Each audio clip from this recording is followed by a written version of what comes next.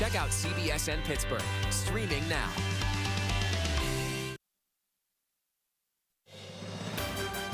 Live from the KDKA Broadcast Center, this is KDKA TV Morning News. We are appointing a Supreme Court justice for one. No, we are. That's a big deal. Right now on the KDKA Morning News, it is nomination day at the White House. Who President Trump is likely to pick to fill Ruth Bader Ginsburg's seat on the Supreme Court and what we know about her story. Plus, Newcastle police make arrests in a March homicide case. What police are revealing this morning about their investigation.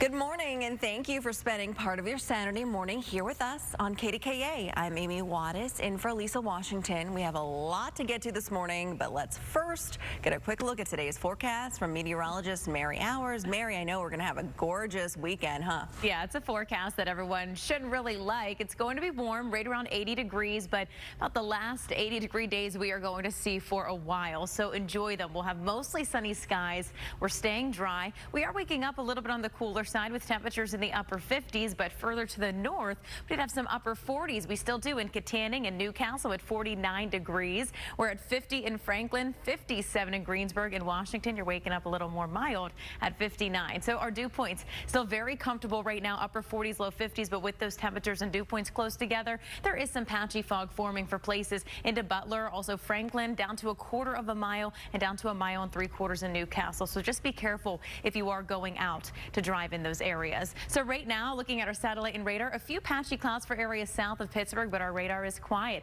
So if you do plan to get on out this morning and hit the links, we're gonna have a lot of sunshine. We'll hit that high temperature at about 3-4 o'clock, making it about 5 to 10 degrees above average into the low 80s. And along with those temperatures increasing, so will that humidity. It's going to be sticky through the next couple of days. Even through Monday, it's going to be sticky before that cold front pushes through, bringing us some showers and falling temperatures. So the 80s, they stick around even through Monday. So tomorrow, the warmest at 82 degrees, and the next best chance for rain looks to be Tuesday. I'm going to time out those showers for you and let you know how chilly it gets next week, all coming up in my full forecast. Breaking news, Allegheny County Police are investigating a deadly shooting right now in Turtle Creek. Police say a 24-year-old man was shot on Mortimer Avenue around 5:15 this morning. He was pronounced dead at the scene. You can call police if you know anything about this shooting. Well, Allegheny County Police are also looking for a suspect in an overnight shooting in Braddock. Police say a man was shot multiple times on Braddock Avenue. This happened around 1:15 this morning. The victim was taken to the hospital and is expected to survive. You're being asked to call police if you know anything about this shooting. I will be announcing my nominee to the United States Supreme Court. Well, in just a couple of hours, President Trump will announce his choice to replace Ruth Bader Ginsburg at a Rose Garden ceremony at the White House today. So the big question, who is it going to be? Multiple sources tell CBS News President Trump is expected to nominate Judge Amy Coney Barrett for the nation's highest court. If she's confirmed in the Senate, the 48-year-old conservative would become the youngest justice on the current Supreme Court. She is clerked for the late Supreme Court Justice Antonin Scalia, and President Trump considered nominating her to the High Court in 2018 after Justice Anthony Kennedy retired. Barrett is a devout Roman Catholic and a favorite of religious conservatives for her staunch anti-abortion views. She defended her beliefs at her 2017 confirmation hearing for the 7th Circuit Court of Appeals. If you're asking whether I take my faith seriously, and I'm a faithful Catholic, I am, although I would stress that my personal church affiliation or my religious belief would not bear on the discharge of my duties as a judge. It's never appropriate for a judge to impose that judge's personal convictions, whether they derive from faith or anywhere else on the law. The White House has begun reaching out to Republican Senate offices to schedule meetings with the SCOTUS nominees starting on Wednesday.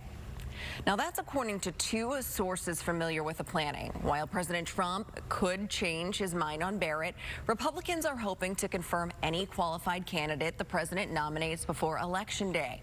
And we'll be jumping back on the campaign trail in just a little bit, but we want to get to some news that broke overnight locally. Fire crews battled a house fire overnight. Fayette County dispatchers tell us the blaze is at an abandoned house on Jackson Street in Brownsville. We're told crews were called to the scene just after 3 to fight the fire. Now, no injuries are being reported. The fire marshal was notified.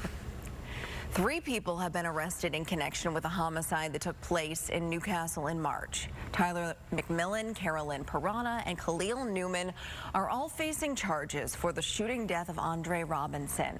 Robinson was shot and killed while sitting in his car along West Washington Street. Police say Robinson was killed as the result of an ongoing feud with McMillan. You can head to our website, kdka.com, for the full list of charges. Now to news developing here in Pittsburgh. Remote teaching at Pittsburgh Public Schools will continue for an additional five weeks. The district made that announcement late last night. From the announcement, it appears that students will still come back to class next month, but teachers will still teach remotely. This means students and teachers won't be back in the classroom together until Monday, November 9th. Gateway High School will be closed for 5 days after a second student tested positive for COVID-19. The district says the student is quarantining and was last in the building on September 22nd. High school students will switch to remote learning for the 5-day closure. The school also canceled last night's football game against Pine Richland. While that game wasn't played, schools across the region took to the field for the first time since limits on large gatherings were tossed out. Now, from the games we attended, fans were scattered across the bleachers. Shelby Cassesi was there. She spent the night at Seneca Valley High School, which had its first home game of the season. Tonight was the first home game of the season for Seneca Valley. The athletic director tells me limited ticket availability kept the stadium at about 16% capacity. Similar ticket systems are growing in popularity in our region as a method of crowd control.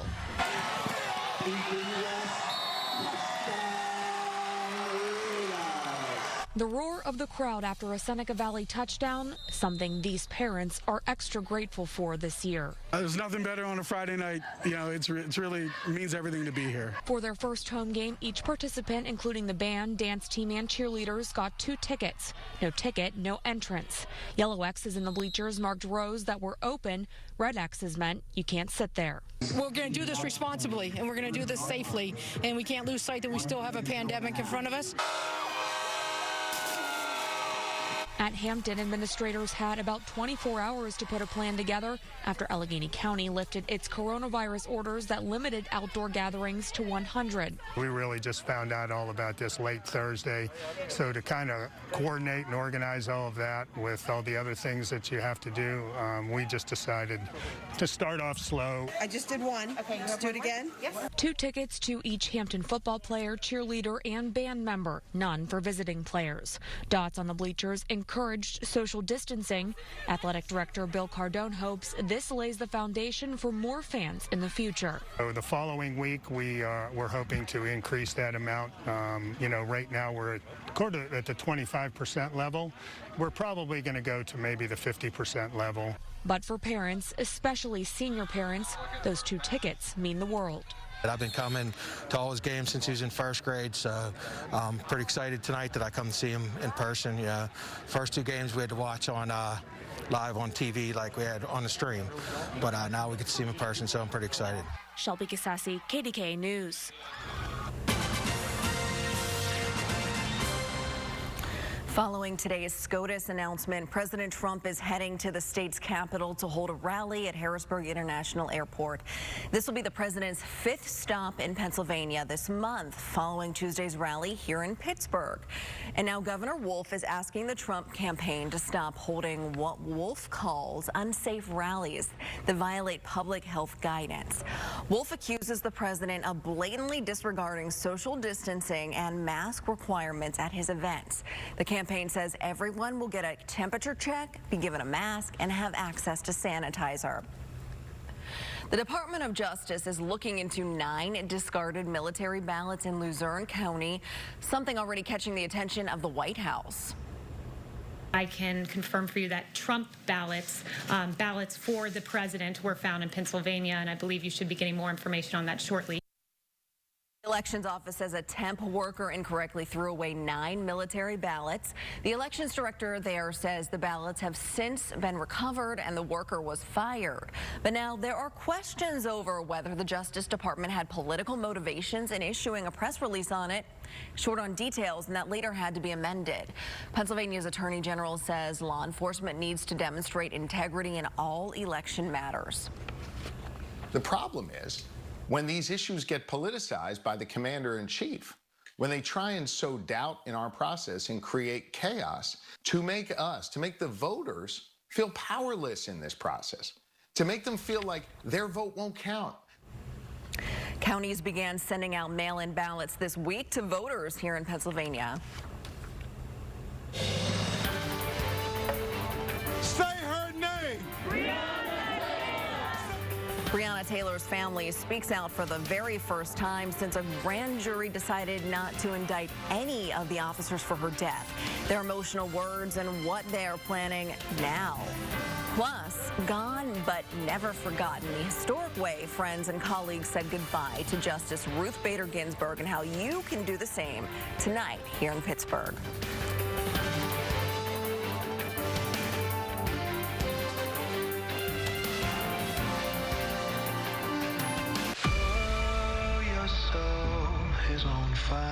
Darkness doesn't really exist. It's just the absence of light.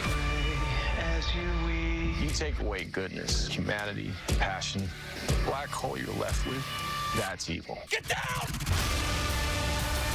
My name is Richard Jewell, and I'm not the Olympic Park bomber. The FBI is chasing an innocent man. The guy who did this, he's still out there. Manhunt Deadly Games, new Monday on CBS. Pam Iovino, one of the most liberal voting records in the state Senate. Tax hikes on 80% of small businesses. Taxpayer-funded abortions. Too liberal, too extreme. Pam Iovino. Wrong for Pennsylvania. Wrong for us. It only takes a second to look down at a text. But in that amount of time, you've already traveled this far without looking, which could be a problem for you and them. So the Hyundai Elantra can read your text messages out loud, keeping your eyes where it matters most. The Elantra by Hyundai, with more top safety awards than Honda or Toyota brands. Lease an Elantra for $119 a month, or get 0% APR for 60 months, plus no payments for 90 days. Hurry in today. Who's going to build an economy that works for us? Under Donald Trump, the rich got richer. Unprecedented tax breaks for billionaires and corporations. And to pay for it, Trump would cut Medicare and Social Security. But that's not all. Donald Trump wants to destroy the Affordable Care Act, allowing insurance companies to discriminate against people with pre-existing conditions, all in the middle of a pandemic. Donald Trump is failing America. Priorities USA Action is responsible for the content of this ad. I'm Jason Waller, founder of Power Home Solar, America's fastest growing solar energy company. I'm making it affordable for all Americans to go solar and save thousands. Today, we'll install American-made solar panels along with a Generac backup battery system for zero money down and get an additional $2,000 off. Together, Power Home Solar and Generac are making it possible for you to own your power. Power Home Solar. Let the sun shine in. I'm Devlin Robinson. After 9/11, I joined the Marines and did 3 combat tours. Came home, started a business, and worked with veterans. Now, I'm asking you to help me serve again in the state Senate. As protests continue around the country, Breonna Taylor's family says they are not giving up in their fight for justice following her death back in March. I was reassured Wednesday of why I have no faith in the legal system, in the police, in the law that are not made to protect us black and brown people. That was Bianca Austin, Breonna Taylor's aunt, reading from the words from Taylor's mother, who was too distraught to speak. The family also offered a scathing rebuke of Kentucky's Attorney General Daniel Cameron, saying they never had faith in him in the first place. Family attorney Ben Crump calls the situation a grave miscarriage of justice. What kind of sham grand jury proceeding was this? Breonna's legacy will be that black, women life matters too. Release the transcripts of the grand jury proceeding so we can know if there was anybody giving a voice to Breonna Taylor.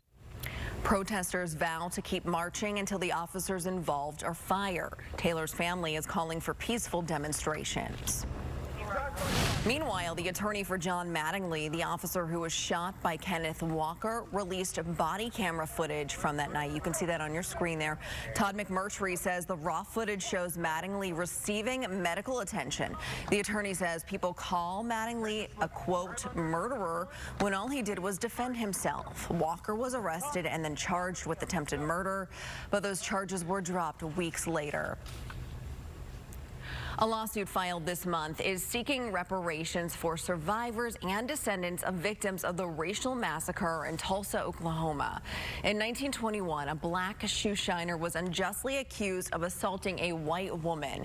An angry white mob, with the help of the Sheriff's Department and the Oklahoma National Guard, killed an estimated 300 black Tulsans and set fire to the Greenwood district known as Black Wall Street.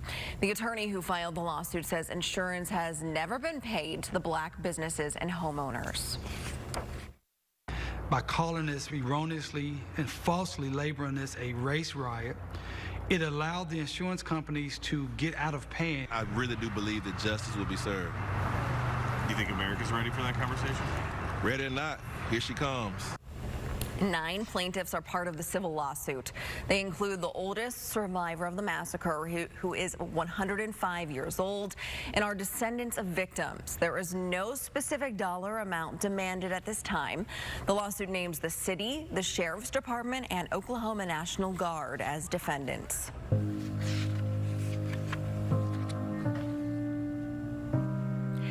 Pittsburgh groups will come together tonight to honor the life of Justice Ruth Bader Ginsburg.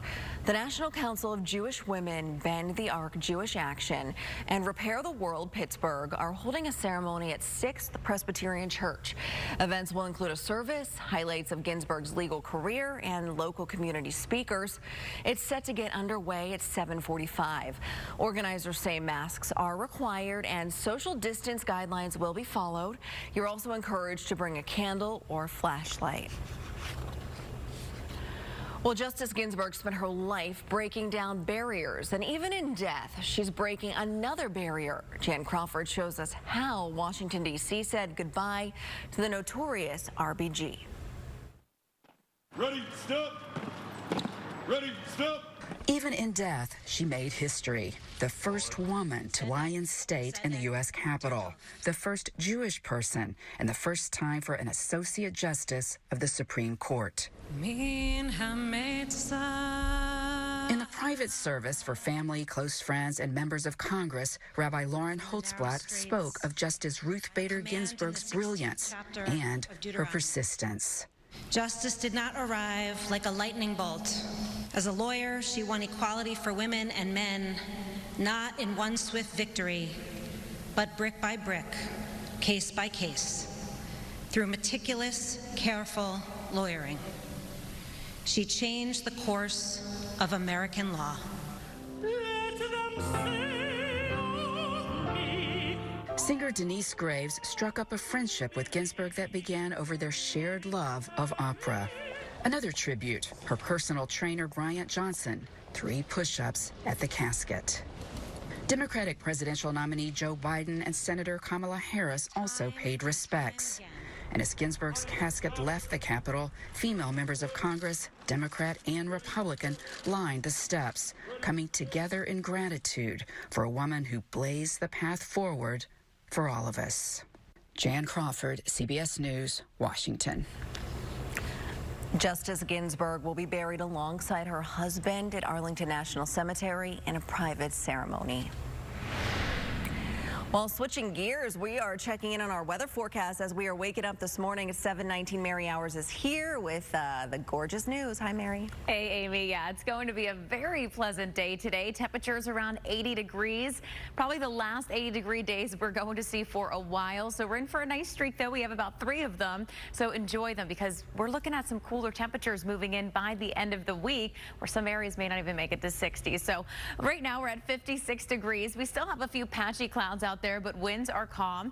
Temperatures around the map a little cooler for areas to the north at 48 in Franklin and Butler. Newcastle, you're looking at 49 degrees waking up. A little bit more mild